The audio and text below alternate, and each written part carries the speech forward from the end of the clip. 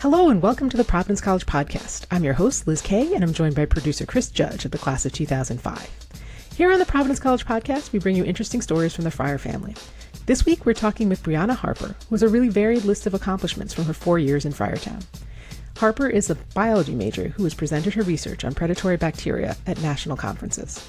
As a cheerleader, she's rooted for the Friars at the Dunk, Madison Square Garden, and at the Sweet 16, and she also performed at numerous events as president of PC's Footprints Gospel Choir.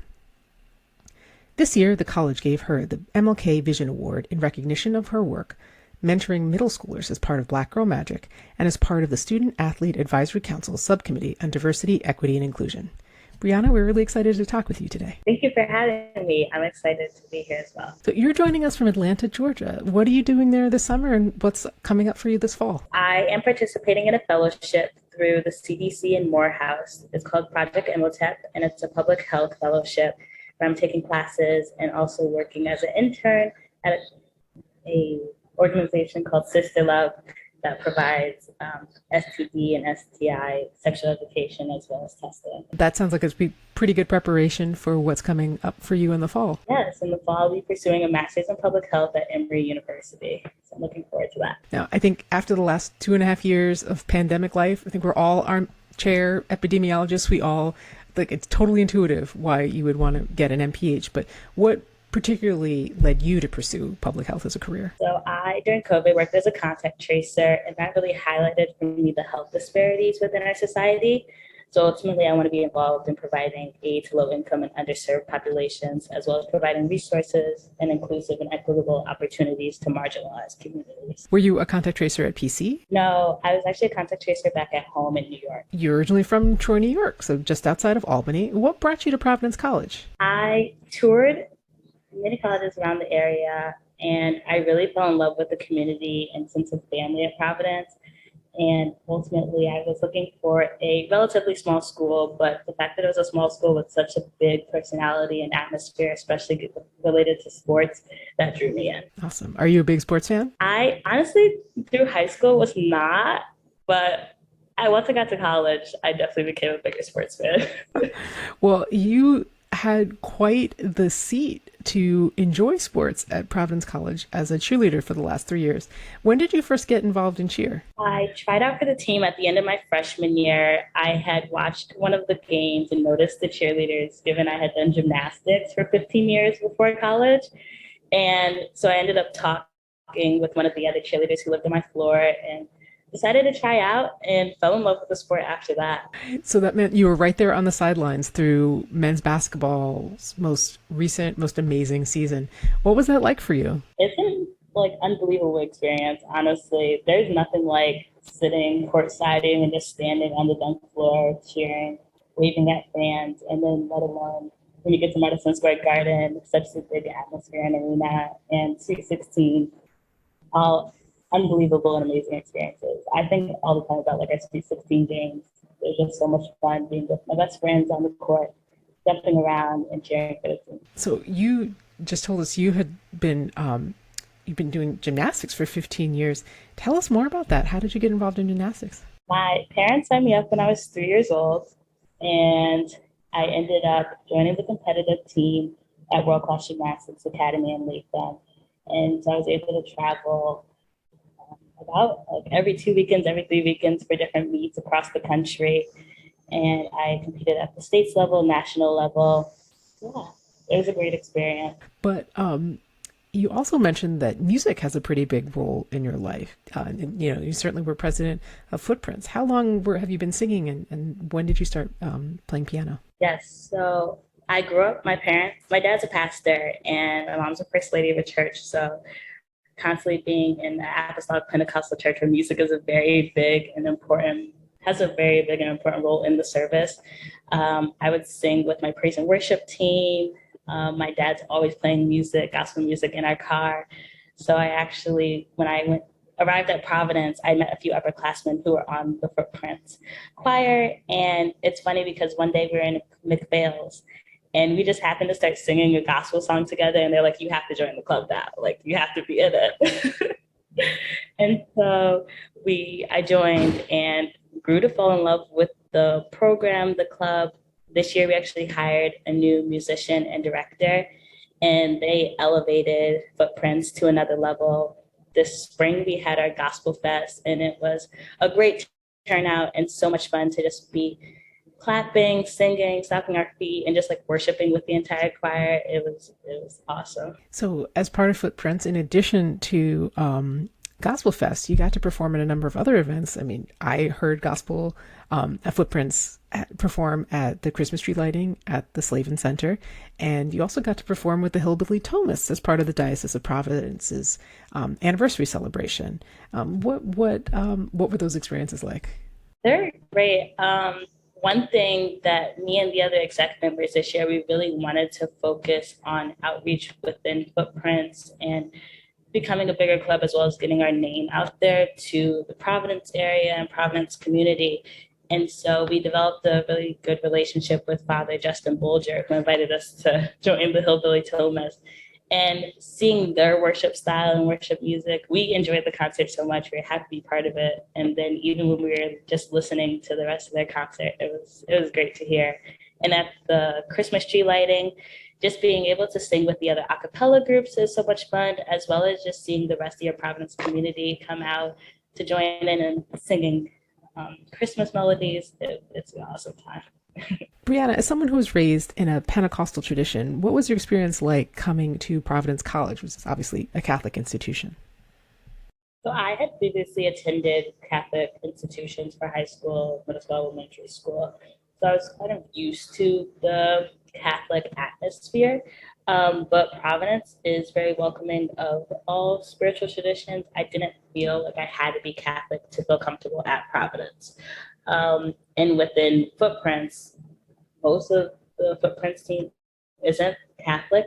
So there's definitely spaces where you're still able to feel not like safe, heard, and understood within your own religion or your own denomination. Even if you're not affiliated, I had a lot of roommates and friends who weren't affiliated with a certain religion sect, but they still felt like they were able to be themselves. They didn't feel like they had to necessarily subscribe to the Catholic doctrine while being a student at the school. And so for me personally, I still felt like I could go to a mass if I wanted to, and if I wanted to attend one of the praise and worship nights to just have that moment with God, I felt comfortable in doing that, as well as felt comfortable in worshiping or attending the outside church and still felt heard, respected, and seen. You just had so many like really diverse experiences at PC. It's just like awesome to hear more about them. So, you know, even after you graduated, you got to present the research that you had conducted at PC at the American Society of Microbiology conference in DC. Tell us a little bit about your project. What are predatory bacteria, and what are some of the practical applications of your research? Yeah, so the predatory bacteria we work particularly with within our lab, and my lab is under Dr. Laura Williams, a microbiology teacher, professor at Providence. We studied the Vibrio, which they invade and digest gram-negative bacteria. And so they're really interesting because they could be a possible alternative to antibiotics because they've been found to kill drug-resistant pathogens. So I honestly did an interview with her freshman year, and that's how I got involved in the research. And I had no idea what she was talking about, if I'm being honest. So any biology students, don't be afraid if you're not sure what the research is dealing with. The professors will definitely help you out. But that drew me in, just knowing that it could have such a big impact in the future with more studies. Yes, these predatory bacteria ultimately, they invade and digest the gram-negative bacteria. So I studied the predation efficiency, which basically lets us know how fast the bacteria are killing their prey and to what efficiency they're able to kill their prey. Right. So potential therapies in the future, potentially for some of these disease-resistant bacteria, antibiotic-resistant bacteria, which is unfortunately getting to be a bigger and bigger problem. Yes, unfortunately, but I think it definitely ties into like public health matters as well. So I was definitely happy to see the correlation within the research. You mentioned that you first got involved, you first learned about her research by interviewing Dr. Williams. What was what prompted the interview? How did you get to talk to her? So I received the email. It was actually one of the Bio Society emails, and they just basically outlined different research opportunities that were available. And so she was offering interviews concerning her research and stuff. I went in nervous for sure. And she kind of talked through her research and wanted to gauge my interest in biology as well as microbiology. And at that time, freshman year, I hadn't taken any microbiology courses, but went in and was just super excited to learn more about what she does. And through that, I built like an amazing relationship with her and was able to learn so much more about microbiology and predatory bacteria. That's one of the unique things about Providence College. It's not a giant research university, but it means that opportunities like the ones you just described are possible. It means that you can work directly with a faculty member. You don't have to compete for her attention with postdocs or graduate students, who are all trying, all need to get their work done too. You can work directly, and learn directly at the bench with her, right? So like some of the techniques, I'm sure you must have, I can only imagine some of the skills that you've developed. Yeah. It's an amazing opportunity within Providence. And I always tell incoming bio as well as other majors that at a lot of schools you won't see that, where you're able to freshman year get on research. I remember telling my friends who went to other schools and they're like, how? So yeah, it's definitely an amazing opportunity. And it also helps within your bio classes. Already having so much knowledge within a lab setting just helps you grow and further your interest in learning in your other biology course. I think that's kind of counterintuitive. I think most people would expect that like you'd want to get as many classes as possible under your belt, and then that would make the lab easier. But I don't think people would expect to find that the lab work would make your classwork easier. Mm-hmm. It does. I remember in actually one of my intro bio classes, Dr. Marker, he was saying how for our lab practicals, all of the research students usually do really well with it, just because they already have that experience within their lab settings. You also got to work with girls in middle school as a mentor for Black Girl Magic. Can you tell us a little bit about this program and why you wanted to be involved? Yeah, so this program where we facilitate conversations and have meetings weekly with young middle school girls, and basically we want to instill in them the importance of Black girlhood, love of self. We held activities and conversations surrounding Blackness and femininity. I, growing up, never really had that representation or had opportunities with a program like this. And so hearing about this from Dr. Ashley Smith Providence made me interested in participating in it and being a role model and acting as a help or a mentor for young girls really brought my attention in. How do you think you benefited from this experience? Honestly, each week, seeing the girls and seeing how they're open to having conversations through I feel like I developed within my Black girlhood and just love of that and acceptance of that. Having young girls that you see are just so proud and so excited to come each week to see you and to talk with you and know that you're there for them and a support for them, that just helps you as a Black woman feel proud of being a Black woman who can support other Black girls growing up. How did you feel to be honored for this work and your work with SAC's DEI committee with the Vision Award? That was an extreme honor. I was surprised, but extremely honored. Social justice and human rights have always been extremely important to me.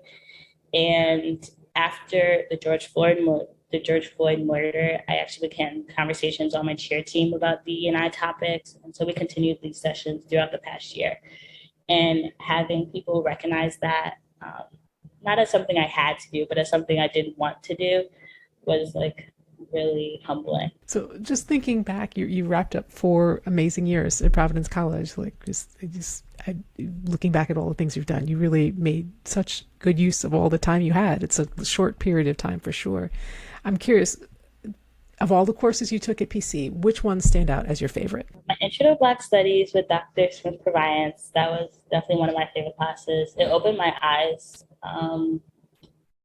to the Black Studies world. I had never taken, honestly, she was my first Black professor, and I had never taken classes that dealt with those topics. And so having a course where she not only acted as representation for me, but also was so willing to teach, and it was without shame or without judgment. That was helpful. And another course would be microbiology with Dr. Laura Williams. That opened my eyes a lot more past. I was already doing the research with her, but just learning more concerning, it was during COVID as well. So we tied in COVID, and that was just a really big eye opener within the biology realm. I can only imagine what it's like to take microbiology during the pandemic. There are unfortunately a long list of classes that were very immediately relevant during the pandemic. Yes, that was definitely one of them. Yeah. So of all the people that you met at Providence College, and like you had so many circles, both athletics, you had, footprints, the research, like all the people you met in the science complex, who do you think made a difference in your life? Who were some of those people? You probably have already named two of them, I think. Yeah, so I've named some of them. Also, like classmates, Sarah Pilar, Ashwell, Malal, those were my last roommates, and they had the big impact with, outside of classwork, we go back to our dorm rooms each day, and whether it's homework or it's just, we're talking about whatever's happening in life and, going through the stress of college. So they were definitely big support systems, as well as Liz Lombard in Slave 108. She acted as another mother on campus, and we tell her this all the time, but she was our advisor within Footprints, and she was just constantly there. If I called her for anything, she was willing to do it, and she would do it at the drop of a ball, as well as Melissa Scungio, my cheer coach. She not only just taught me cheer and everything, but she was so open to our D&I conversations within our team. She really wanted to make sure that we were better human beings outside of game days and outside of the sport. And I appreciate that. And those are a few. I'm sure I'm missing some. I'm missing anybody. I apologize. Oh, my parents. That was not an afterthought in any way, shape, or form. Of course. Definitely not. You mentioned them already. You had already given them credit for influencing you and certain role of music in your life. So do not.